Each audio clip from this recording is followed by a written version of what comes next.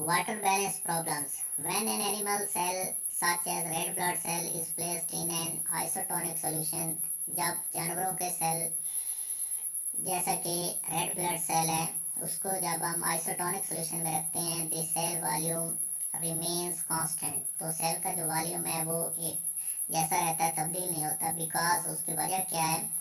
The rate at which water is entering cell is equal to the rate at which it is moving out. पानी की वो मिकदार जो कि cell के अंदर जा रही है और बाहर जा रही है वो एक जैसी है।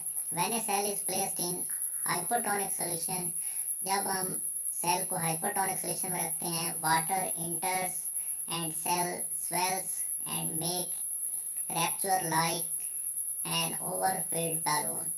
पानी जो है वो इंटर होता है एंड सेल स्वेल्स, और सेल जो है वो बड़ा हो जाता है and may rupture like an overfilled balloon. Similarly, an animal cell placed in a hypertonic solution, एक animal cell जो है जिसको हम hypertonic solution में रखते हैं, will lose water, वो water को पानी को lose करेगा and will shrink in size, और size का जो है वो कम हो जाएगा। So in hypertonic environment, freshwater animal cells must have ways to prevent excessive entry of water। तो इस तरह जो animal cells हैं जैसे कि फ्रेश वाटर है, ये हाइपोटोनिक एनवायरनमेंट है तो उससे बचना चाहिए पानी की एक्सेस मिकदार के जिस्म में दाखिल होने से। एंड इन हाइपरटोनिक एनवायरनमेंट जैसे कि सी वाटर है, they must have ways to prevent excessive loss of water. तो वहाँ पे पानी ज़्यादा पानी जो है वो लॉस हो सकता है, पानी जो है इंसानी जिस्म से सी वाटर में जा सकता है। Water balance problems are somewhat different for plant cells because of their rigid cell walls। जो water balance problems हैं, मसाइल हैं, वो पौधों में मुख्तलिफ हैं because of their cell walls, क्योंकि इनकी जो cell wall है वो rigid होती है। Most plant cells live in hypotonic environments। ज़्यादातर जो cells हैं वो hypotonic environment में रहते हैं। There is a low concentration of solutes, इसमें जो solutes की concentration है वो low होती है in extracellular fluids than in cells। As a result, नतीजे के तौर पर water tends to move first inside cell। नतीजे के तौर पर पानी जो है वो पहले सेल के अंदर दाखिल होता है and then inside vacuole, और फिर vacuole के अंदर जाता है। When vacuole increases in size, जब vacuole का size बड़ा होता है, cytoplasm presses firmly against the interior of cell wall which expands a little।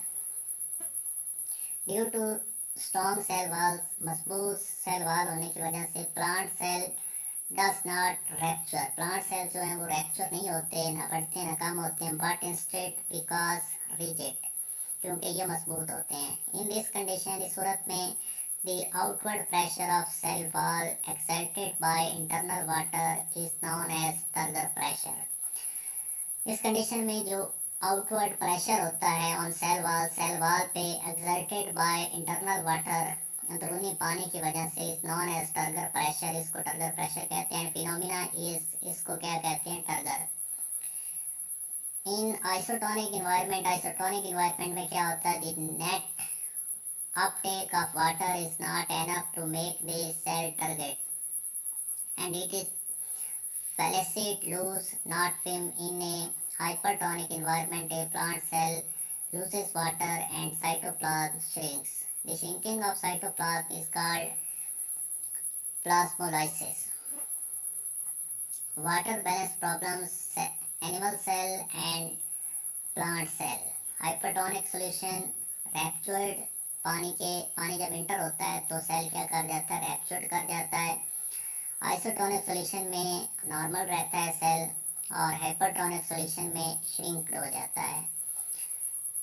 इस तरह प्लांट सेल जो है वो नॉर्मल रहता है जब उसको हाइपरटोनिक सॉल्यूशन में दाखिल करते हैं, और आइसोटोनिक सॉल्यूशन में ये फ्लैसिड हो जाता है, और हाइपरटोनिक सॉल्यूशन में ये श्रिंक्ड हो जाता है। Osmosis and Guard cells। Stomata opening in leaf epiderms are surrounded by guard cells। During daytime, guard cells are making glucose and so are hypertonic have higher concentration of glucose than their nearby epidermis cells. Water enters them from other cell and they swell. In this form, इस सूरत में they assume a rigid bowed shape and a pore is created between them. At night, when there is low solute concentration in guard cells, water leaves them and they become flaccid. In this form, इस सूरत में both guard cells rest against one another and the opening is closed.